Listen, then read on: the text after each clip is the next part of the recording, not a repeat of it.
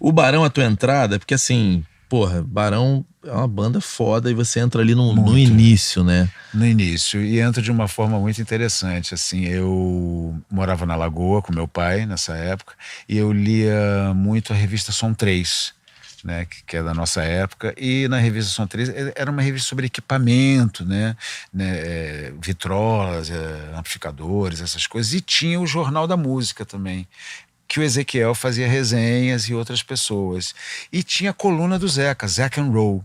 Zack and Bro. Zack and Roll. Aí um dia, em 1900 bom, eu tinha 16 anos, não me lembro exatamente, 80 talvez. 81. Eu li uma matéria sobre o Barão, tinha uma foto do Barão e a matéria do Zeca. Né, página inteira, ele falando sobre o Barão. Assim que eu terminei de ler a matéria, eu já era fanzaço, por causa do texto e por causa das citações de trechos de letras, né? Ele colocou e comparou o Cazuza, ele colocou assim, as letras do Cazuza são telegráficas, diretas, sem literatices, né? Me lembra muito o poeta Chacal nos seus melhores momentos, e eu já li o Chacal por conta do Toninho, aquela história da nuvem cigana e tal. Eu falei, essa banda deve ser o máximo, cara. Eles tinham lançado o quê? Um compacto? Eles estavam já com o disco pronto. Não, eles não estavam com o disco pronto. Ele estava com ele estava comentando a fita que ele roubou do Leonardo Neto, né? Que eles tinham gravado na Som Livre. Que o Leonardo falou, ouve essa banda. Depois o Leonardo falou, e aquela fita? Ele falou, assumiu. E aí, depois ele assumiu que tinha roubado a fita. Acho que a história é assim. É mais ou menos assim. Então, nessa matéria, ele fala, pra mim, essa fita que eles me mandaram já está pronta como todos os discos dos Rolling Stones. Eu lançaria ela assim mesmo. Depois ele fez mais 2 colunas relatando a gravação do primeiro disco. Mas o que aconteceu? Eu li essa matéria. E lá na Lagoa tinha um barzinho chamado Aleph, onde tinha música instrumental. Um sobradozinho, né, um lugar pequenininho, gostoso. E eu, acho que era toda quinta, tocava o Marcos Ariel, né, tecladista, com Luizão Maia, Uau. Zé Nogueira, Elcio Cafro na bateria, e na guitarra o Vitor Biglione. Cara, quando eu assisti aquilo, eu falei, puta, toda quinta-feira eu tava lá, né, de boca aberta com o Vitor, que é um amigo, é um guitarrista que eu, assim, nossa, ele é monstruoso, inclusive tocando rock and roll é um dos melhores. Eu me lembro que nós fomos ver, quando ele entrou na Cor do Som, nós fomos juntos ver um show no Morro da Urca, e cara, foi um dos grandes momentos, assim, de um guitarrista, sabe? Numa noite assim inspirada. Eu falei, nossa, esse cara é impressionante. Então era uma influência muito grande. Eu gravava, levava meu gravadorzinho. Ficava depois. Tentava tirar algumas coisas do Vitor eu tirava. Eu tenho até alguns registros que fica bem claro a influência sobre mim. E eu já conhecia também o Ricardo Silveira e tudo, mas foi no Aleph que, por causa do Toninho, que quando eles chegaram da Berkeley, né? Eles fizeram um show com o Márcio Montarroz na Funarte, e o Toninho foi ver e me contou, olha, você tem que ouvir 2 guitarristas aí que chegaram da pesada, Serginho. Ricardo Silveira e Vitor Biglione. E aí você ficava indo direto lá assistir? Direto. E aí nisso, eu olhei, numa noite eu olhei, tava um cara igual, eu falei, é o Dé do Barão. Vou lá falar com ele, porque tinha foto na matéria do Zeca. Eu falei, você não é o Dé? Ele falou, sou eu. Como é que você sabe? Eu falei, eu li a matéria do Ezequiel, não sei o quê.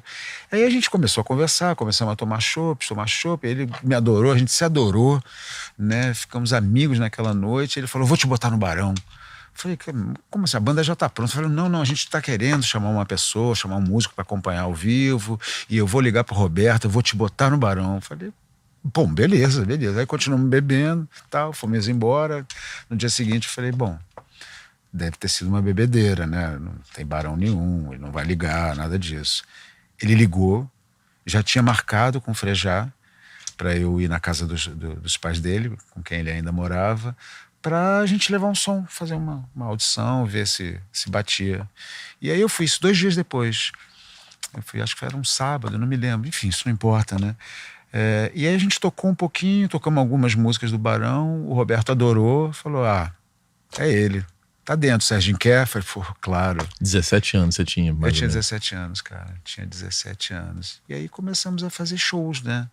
Mas eu já frequentava a casa do Cazuza e já tinha conhecido eles, porque eu toquei numa peça que o Cazuza fez com a Bebel Gilberto e outras pessoas, chamada Paraquedas do Coração, no Teatro Cacilda Becker. Eu era da banda. E eles estavam começando a montar o Barão, e eles foram ver o Cazuza. Mal conheciam ele, né? E aí o Dé depois me lembrou que ele olhou pra mim, viu, eu tava com um bonezinho tímido pra caramba, baixinho, com uma Les Paul do Toninho, uma Les Paul marrom linda que o Toninho me emprestou, o Toninho Horta. E ele disse que ficou encantado comigo e tudo, e ali ele já ficou de olho. Mas ele não lembrou disso no Aleph. Ou então isso foi depois do Aleph, eu não sei, é difícil, é muita coisa, né? Mas aí nós começamos a tocar juntos, né? Começamos a fazer Já shows. tinha saído o primeiro disco. E já tinha saído o primeiro disco. Como que foi Né? esse início do Barão, você ali do lado? Aí eu já estava na casa, quer dizer, eu já conheci os meninos, então, quer dizer, eu tô confundindo um pouco. O Del eu conheci, não conheci assim depois, mas eu não. Tem um. Ah, mas normal, cara. Normal, isso foi em 82. Pelo amor de Deus, cara. Mas é mais ou menos isso. Talvez eu já até estivesse na banda, assim, quando eu estava lá no apartamento do Cazuza, eu conheci o Zeca, que eu já falei.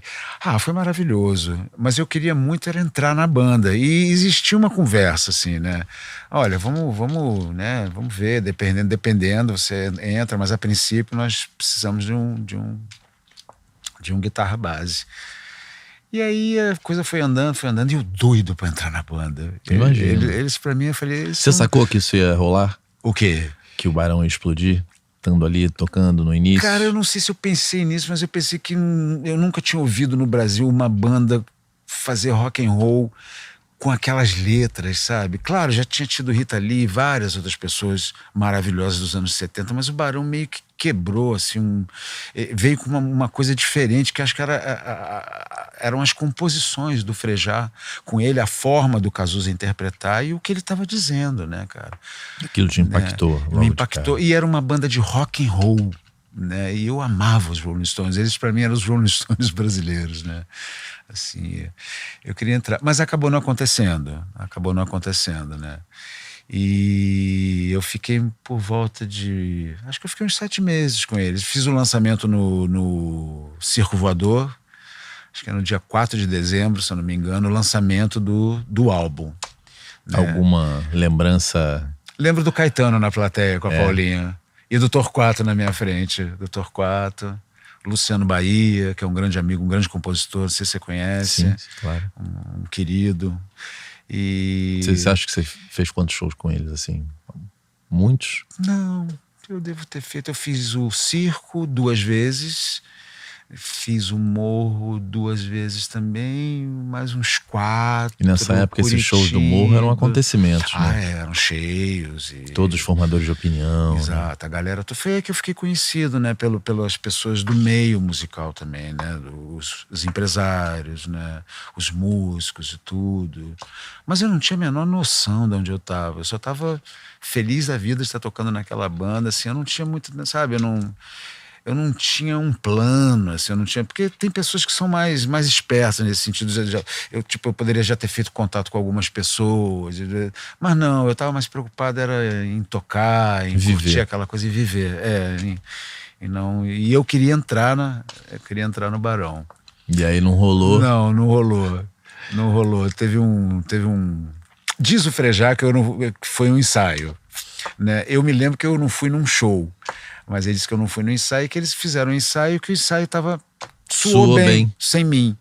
E eu tinha um espaço no show onde eu fazia um solo e eu ficava muito tempo solando, muito tempo, sabe? E isso incomodava um pouco o Roberto, porque ele tinha uma visão completamente diferente, assim. Eu deveria ir lá fazer um solo curto e tal e voltar, mas eu ficava e, enfim, e demorava. E isso, acho que saiu um pouco do que ele queria para a banda. Ele não queria, ele não focava em solos de guitarra, apesar de fazer belíssimos solos, né? A questão dele era a composição, era, né, encontrar uma unidade, eu acho, assim, pro Barão, que não implicava em grandes solos de guitarra e um outro guitarrista, talvez, enquanto estava o Cazuza, né? Eu acho que eu fiquei ali no meio, assim, eu era muito, eu não me comportava como um músico contratado. É aquilo que a gente Sabe, falou, eu me né? ajoelhava no chão, entendeu? E o Cazuza deitava. E a gente, sabe, quando via eu tava tocando no teclado do Maurício.